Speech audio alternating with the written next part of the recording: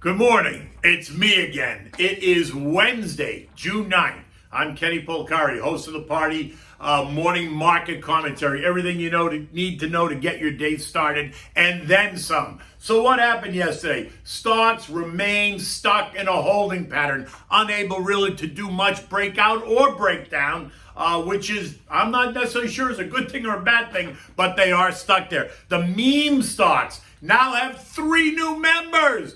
Wendy's, Clover Health, and Wish, right, which is ContextLogic. Oil explodes up and through $70 a barrel as demand from around the world surges. El Salvador this morning becomes the Bitcoin financial capital of the world. Go think about it. El Salvador is going to replace New York and London and Hong Kong and Singapore as the financial capital. Just what you want to know to go run right out and buy Bitcoin, knowing that El Salvador is now going to be the financial capital. So what do we have for dinner tonight? We're having swordfish siciliana, right? Which is a great dish, simple to make. You use raisins and capers, but we'll get to that at the end of the show. So what happened? So stocks, like I said, continue to move from side to side, kind of stuck in this holding pattern, right? As investors are searching for anything that's going to give them a clue surrounding all the multiple concerns out there that are plaguing markets at the moment. So you know what they are. It's the usual suspects. It's inflation and interest rates and supply chain issues and central bank policies and government spending and stretch valuations and meme stocks and cryptocurrencies. And then toss in all the new searches that Investopedia is suggesting is causing angst, right? So people are searching Investopedia for naked shorting, death cross, trading halts, and short squeezes are just some of the names that are finding lots of activity on Investopedia as retail investors are trying to understand what those words mean when they read about them or they're used in the news, right? People that don't necessarily understand. And while all these concerns exist, and we know they exist, none of them are really causing any panic in the markets. Look, we're closer to the highs than we are the lows. And in fact, the S&P, as much as it only went up less than a point yesterday, in fact, closed at a third record high this year.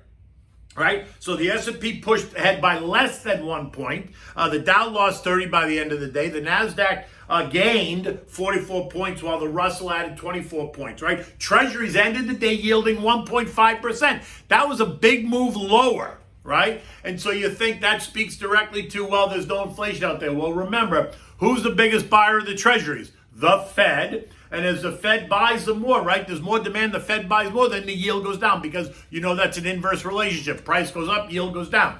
And right now, 10-year treasuries yielding 1.5%, which would suggest to you that the whole inflation story is exactly what the Fed is telling us, that it's transitory.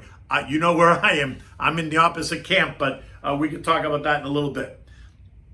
While it was a non-eventful day for the broader market, there was certainly plenty of activity in the Reddit trading room and the Wall Street Bets trading room as they found 3 new victims, right? The first one is Wendy's. Wendy's is right. Wendy's, they serve hamburgers, which aren't even so good, by the way. Yet, someone in the Reddit room found it to be a very attractive investment, and they took the stock up $6 or 26%.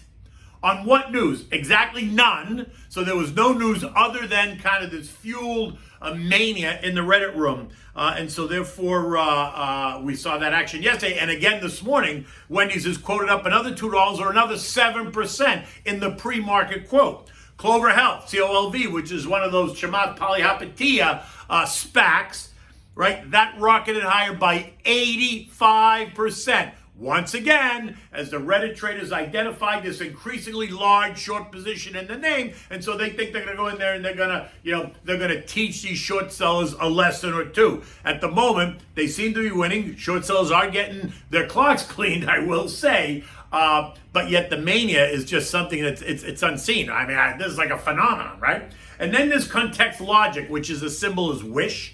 WISH, that rose 50% on the same kind of news, right? A potential short squeeze, all coming about in that Reddit trading room, causing all these retail investors to jump on board, sending these stocks up significantly. Listen, while this phenomenon continues to impress so many, and look, you can't argue, there are some people that are making real money while there are others that are losing real money. It is what it is. It's a zero-sum game. Somebody wins and somebody loses. And while I don't see how this is going to end well, it is a wave and it is a phenomenon. And I'm not playing in this space, but I am watching because I want to see how this unfolds, right? And then in the crypto space, specifically Bitcoin, was very active yesterday. And considering that big event they had in Miami Beach last weekend, like I said yesterday, I'm actually shocked after that event that we didn't see Bitcoin trading up yesterday, Sunday, into Monday. In fact, what we saw is we saw actually Bitcoin getting weaker, right? Which is a very interesting reaction considering all the excitement around what happened in Miami Beach and everybody that, every Bitcoin bull in the world was down there and everyone talking it up. But Bitcoin did nothing yesterday except fall. And in fact, it fell nearly 12%, testing as low as 31,060. Which goes right to the point that I've been making, and I've been making it now for a week and a half, that there is a pattern that's developing. It's called the head and shoulders pattern on Bitcoin. I explained this to you. I defined it. The left shoulder was created back in January and February. The head was created February through May, and now the right shoulder is being created right now as we speak, May into June. The neckline, which is the support level, is 30,000. Yesterday morning when it was trading at 35,000, I made the point. It was weaker. It looked like it was going lower. I made the point in the Twitter and I said, keep your eyes on 30,000. That is going to be a key level because if it fails at 30,000, it's going to 20,000. If it holds at 30,000, that would have been a bullish sign. And immediately, I was assaulted by a number of traders on Twitter, told me I didn't know what I was talking about, that I was just a boomer and I was completely out of touch. Well, Bitcoin went from 35,000 down to 31,060. Yeah, did it hit 30? No, not so much, but we got very damn close to hitting 30 before it rallied again. Now, it rallied overnight. Once again, this morning, it's weaker. And ever since that news about El Salvador came out, Bitcoin has, in fact, gotten weaker again. So I still am going to say, keep your eyes on 30,000. That is the neckline. That's going to be the key level of support. What happens between, 34,000 and 36,000 or 30,000, that's irrelevant. What you have to watch in terms of a key metric is 30,000. Tomorrow brings us the all-important CPI report, right? Consumer Price Index. The expectations are for up 4.7% year over year and up 3.5% if you take out food and energy, because of course you need to eliminate food and energy because that's what everybody needs, but take it out to smooth out the CPI line. Now look, they've warned us that these numbers are going to be high. The market is expecting those numbers. And so the reaction is going to be as if we miss those numbers. If those numbers are greater, so if year over year is greater than 4.7%, or if X food and energy is greater than 3.5%, then that's going to speak directly to this underlying inflation that I keep saying and that others keep saying is out there. If the numbers are weaker than 4.7 and 3.5, then it's going to play right into the Fed's hands saying, look, we told you it was transitory, nothing to worry about. And so that will, if the numbers are weaker, that's going to cause the Fed to do nothing, or at least the market to interpret the fact that the Fed can do nothing and everything's off the table. But if the numbers are stronger, it's absolutely going to create this whole conversation about tapering and when it's going to happen and underlying inflation. And maybe it's not so transitory because remember, they've got a vested interest in creating this narrative, right? To try to jawbone this narrative to understand that, inflation is transitory and the Fed's got all the tools in their toolbox and they can control us. There's nothing to worry about. They have got a very, very, they're an interested party in this narrative, right? They do not want to see the market fall out of bed. They do not want to see investors interpret inflation as being out of control because the market will fall out of bed. It will reprice as investors have to reprice the risk. And that's the last thing the Fed or the administration wants to see. So they're very, very steeped in this narrative, and they will continue to jump on it. And for now, they're doing a good job, right? They are convincing people that it's okay. They're convincing some people. There are plenty of people that are on the other side of this argument. Remember, there's two sides to the argument. There are some people that are falling right in line with the Fed going, yeah. I trust Jay Powell knows what he's doing, and I think it's transitory, and I got no issues with that. Yet there are plenty of other people on the other side that go, not so fast. Inflation does not feel transitory. It does feel like it's a little bit more out of control than they're telling us. That's the camp I'm in, and I fully expect that that's what's going to happen in the months ahead, that inflation is not going to be so transitory. I hope I'm wrong.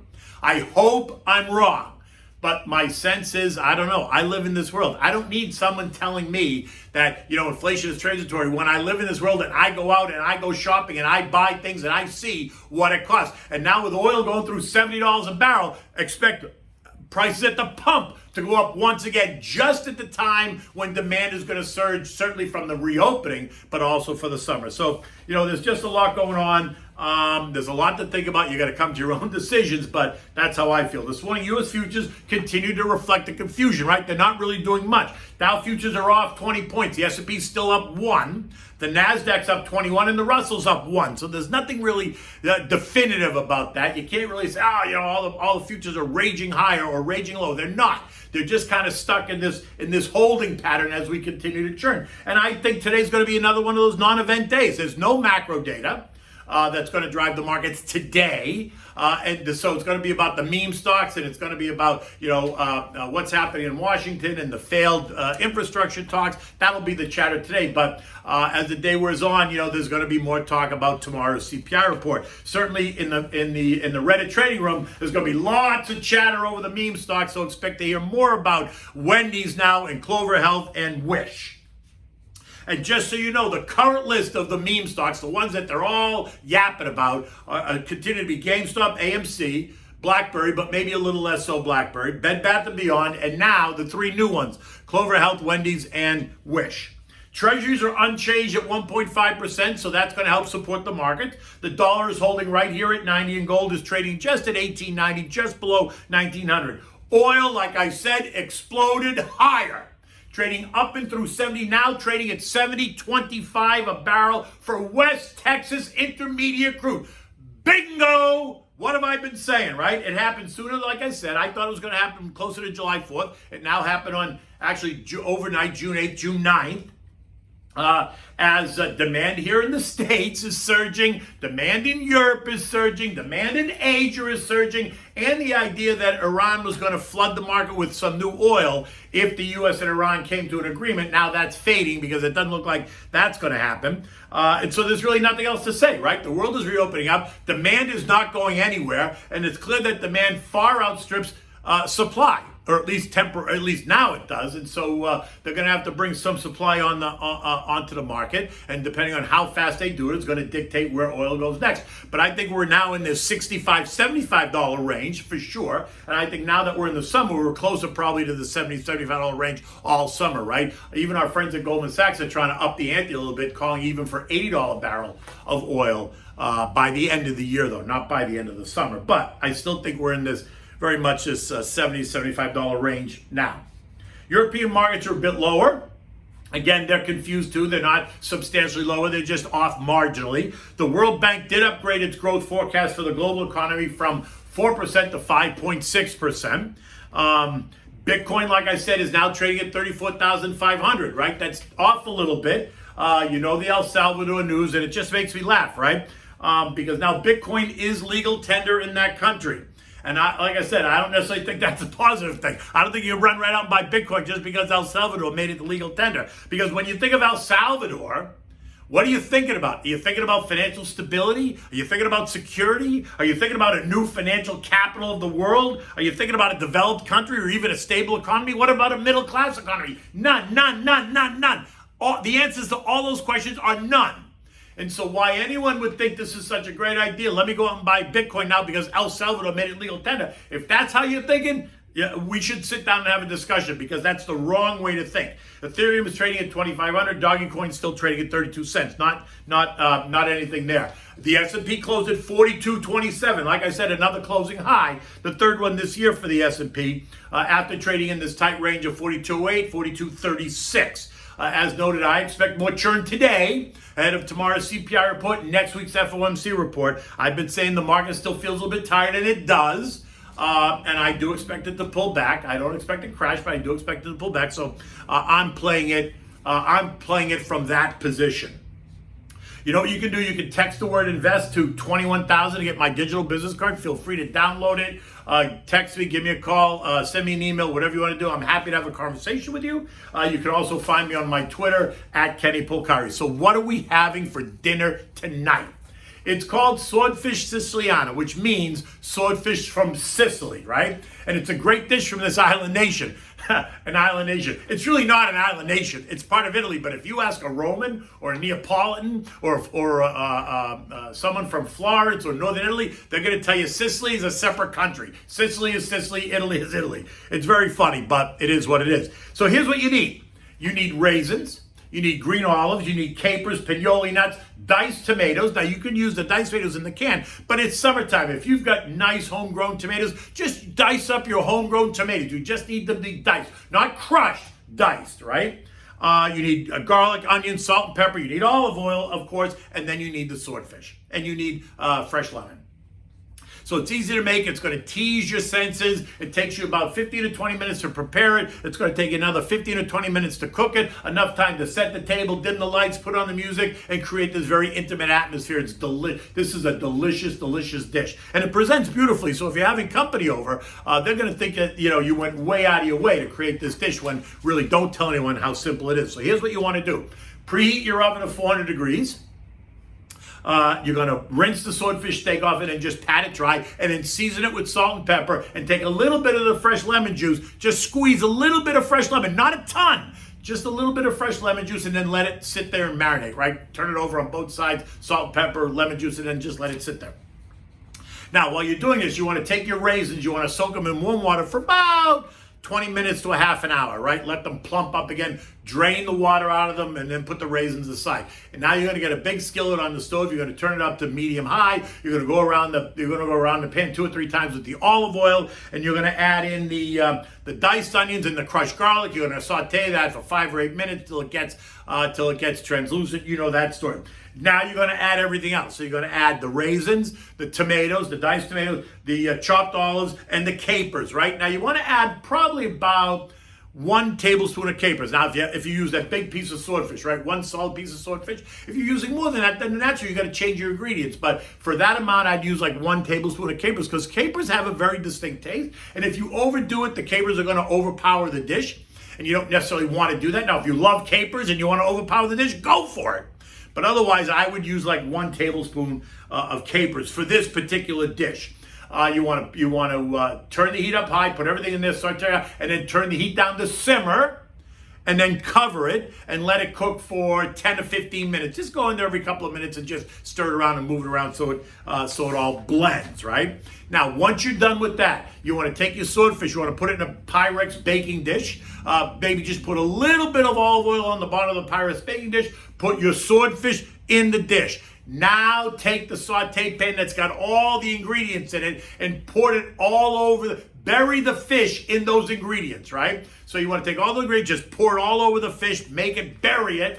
And now you're going to slip this in the oven. You're going to put it in there for about 15 minutes. Now, again, depending on how thick the swordfish is going to dictate, is it 15 minutes, is it 20 minutes? You have to gauge, depending on the size, the thickness of the piece of fish you bought. But typically about 15 minutes should be perfect for the swordfish, right?